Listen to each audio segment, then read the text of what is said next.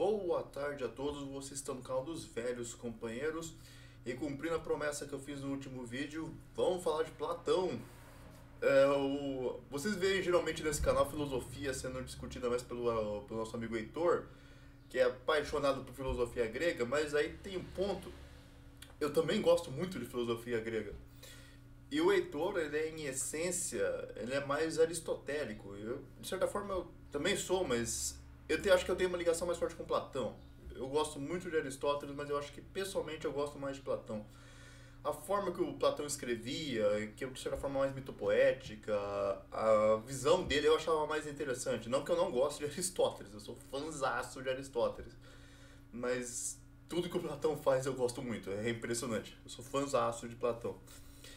É interessante a gente puxar um pouco o assunto agora, porque temos alguns vídeos de Aristóteles no canal, mas eu percebi que temos muita pouca foi estranho, né? Temos pouquíssima coisa com relação a Platão. E é interessante a gente puxar esse assunto que qual era o objetivo da filosofia do Platão? O objetivo da filosofia do Platão era uma coisa chamada eudaimonia. Eudaimonia seria a autorrealização, aquele cumprimento, tipo a realização de um dever. Tem um dever a ser cumprido e você cumpre esse dever. E eu queria saber qual seria o tema que eu iniciaria esses vídeos sobre o Platão. E eu achei o mais prático, e o que de certa forma até ilustra bem como funciona o pensamento do Platão, de certa forma, são as 4 ideias platônicas, que seria... Bom, vamos por partes, né? Eu vou apresentando cada uma dessas ideias, eu vou desenvolvendo o pensamento em cima de cada uma dessas ideias. A primeira ideia platônica é o pensar. Simples assim. A primeira ideia do Platão é pense.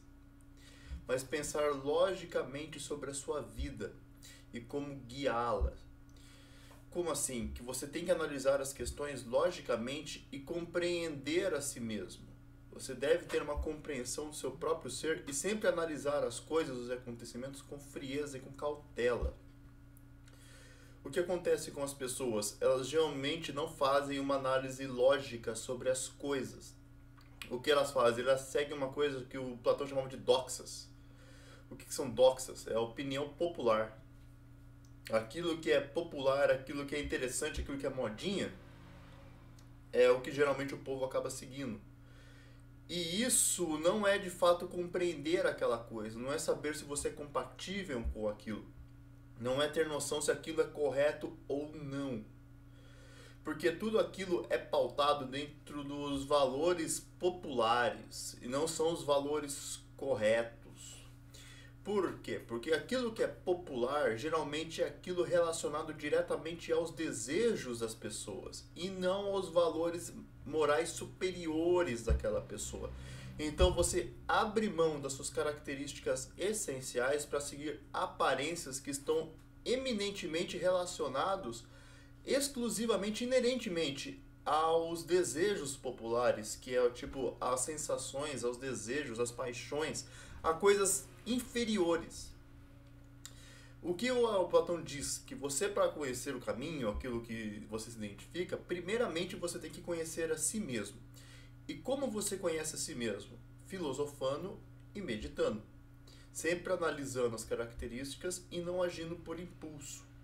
O que você vê hoje, mais do que nunca, é um desespero das pessoas em fazer parte de um grupo, fazer parte de um coletivo, que é bem a essência da filosofia esquerdista. Você tem que fazer parte de um todo. E as pessoas que você vê que fazem parte desse todo geralmente conhecem o que é esse todo. Você vê, por exemplo, o que a Kéfera fez a Fátima Bernardes. Eu sei que é meio lamentável puxar isso num vídeo sobre Platão, mas é só para usar de forma como exemplo. Você acha que ela conhece exatamente a causa que ela diz que está representando, que é aquilo? Você acha que ela tem conhecimento prático, aprofundado sobre aquilo? Você vê tantas pessoas em escolas, grupos de amigos, seus próprios familiares, que se dizem parte de um grupo social.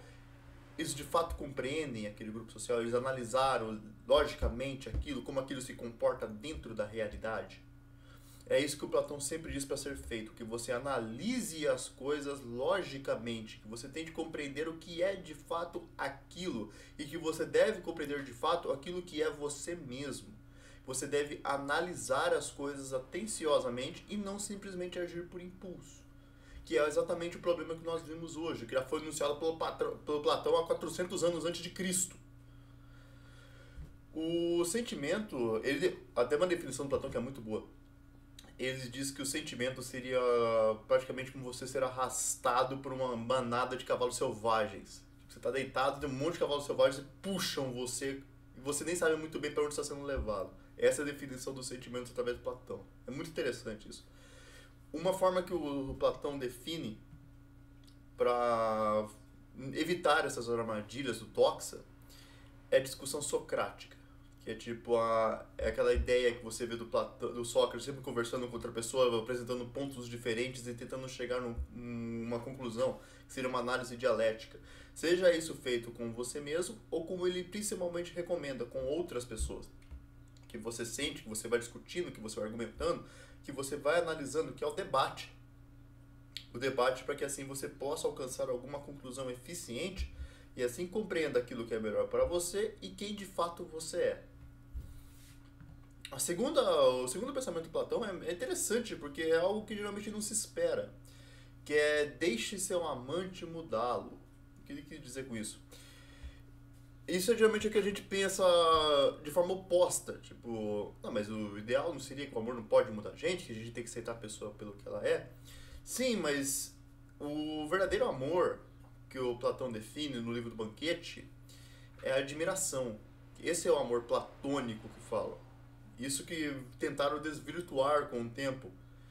Que o verdadeiro amor platônico não é o amor eros, que é o amor erótico. É aquele amor mais relacionado à ágape, que é da admiração, daquelas coisas mais elevadas.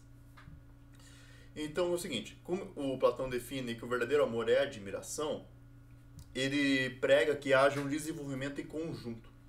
Você veja aquela pessoa que você admire e deixe que aquelas características que você admira guie você, se tornem parte de você, para que assim você possa atingir o seu completo potencial.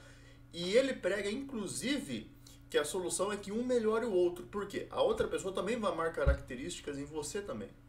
Então que você guie aquela pessoa e aquela pessoa te guie. E assim vocês vão realizando um desenvolvimento mútuo, um desenvolvimento espiritual. Aquela pessoa tem características que eu admiro muito, eu vou aprender com ela e eu vou trazer essas características para o meu ser. Outras pessoas terão essa paixão por características que eu tenho, elas irão aprender comigo e irão levar para si essas características no qual eu possuo e mutuamente iremos nos desenvolver. Isso é muito interessante da questão do amor que o Platão desenvolve.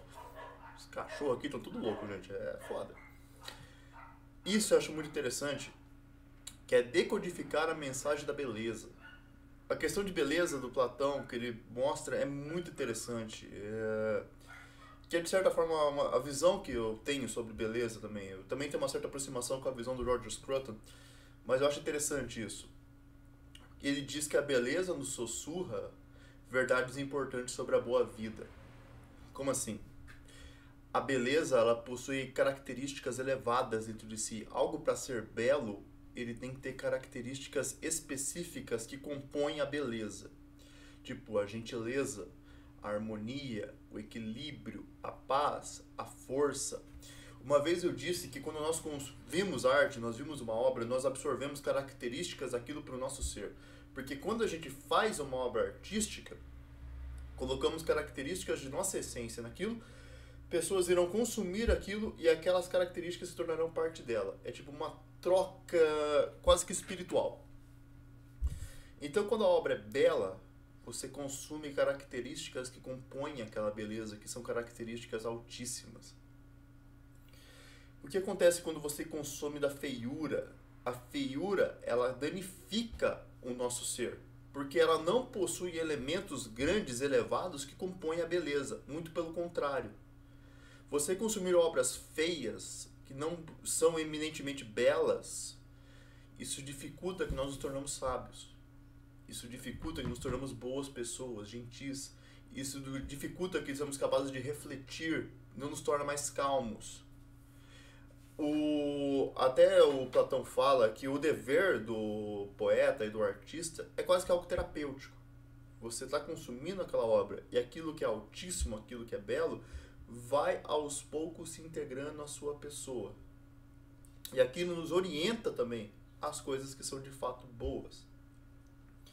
Agora a quarta, que é um do pensamento platônico, é a reforma da sociedade.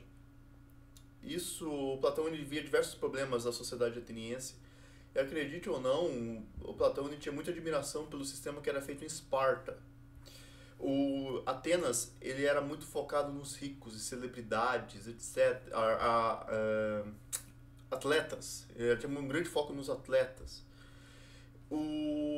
E quando você admira algo, você se espelha naquele algo. E Atenas, os atenienses, eles não necessariamente se inspiravam nas melhores pessoas. Eles se admiravam naquilo que era visualmente interessante, mas na sua essência era fraco. Era bem aquela questão dos doxas, tipo, era popular, aquelas pessoas, as pessoas populares eram os exemplos. E não necessariamente são exemplos a serem seguidos. Você vê hoje, essa admiração continua a mesma. As pessoas continuam admirando atletas, admirando celebridades, músicos, mas nem sempre elas são as melhores pessoas a serem admiradas. Muitas vezes são uns bandos de babacas, que possuem um talento para uma característica, mas em diversos outros não. E as pessoas ignoram isso e tornam aquela pessoa com um padrão a ser seguido e a ser transformado. O seu ser se inspirar naquela pessoa e aos poucos seguir o mesmo caminho que aquela pessoa. Mas os passos que essa pessoa primeiro está dando não são os melhores passos e por consequência você cometerá o mesmo problema. Então o que Platão quis fazer? Ele quis substituir esses modelos por gênios. Pessoas que fossem capazes de orientar as outras, pessoas que fossem verdadeiros modelos, pessoas inteligentes, pessoas sábias, que guiassem as pessoas a se tornarem sábios também e conseguirem guiar o mundo para um caminho melhor. E não simplesmente algo relacionado a aparências, a impressões sensíveis. Até, por exemplo, que ele fala muito sobre a política. O Platão, ele tinha a ideia do rei filósofo, que os reis deveriam ser filósofos e os filósofos deveriam ser reis. E as pessoas que votam, ele dizia que nem todas as pessoas deveriam votar. Só apenas um grupo. E as pessoas não deveriam votar enquanto não fosse compreendido a importância desse ato. Porque você está dando poder para aquela pessoa, ela não reconhece a força e a importância daquele poder da qual ela está possuindo. O que ele dizia, enquanto as pessoas não se inspirarem em pessoas maiores e seguirem caminhos melhores e se tornarem pessoas mais inteligentes, mais sábias, e reconheçam a importância de seus atos e o impacto que seus atos geram, elas não deveriam votar.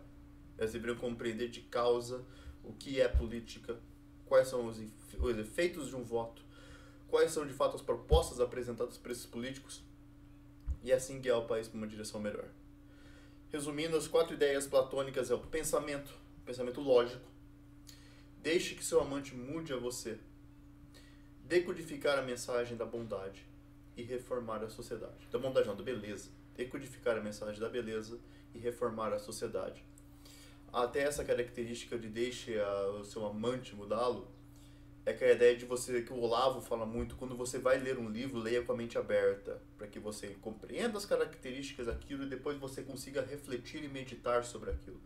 Se você se fecha para aquilo, as informações que você recebe, você não consegue se desenvolver com aquilo. Você tem que ler um livro, receber as informações de mente aberta para depois sim você raciocinar sobre aquilo, ver como aquilo funciona na prática e ver se é algo que vale a pena ser seguido. Essa é bem a característica de deixar que, tipo, o ambiente mude você, as coisas importantes e belas mude você, que você aprenda com ela. Você não é um ser perfeito, você não é um ser completo em sua essência. Você precisa de características externas para se desenvolver. Então deixe que essas características externas guiem você no seu desenvolvimento. Acho que essa foi uma introdução até para o pensamento platônico. Eu vou fazer mais vídeos sobre isso ainda. Eu quero entrar, por exemplo, na característica da alegoria da caverna de Platão, que acho que é o ponto mais popular dele. Mas eu gosto muito disso. E eu quero tentar analisar bem em detalhes a alegoria da caverna de Platão. É isso que eu tinha para dizer por esse vídeo. Vejo vocês no próximo. Tchau, tchau.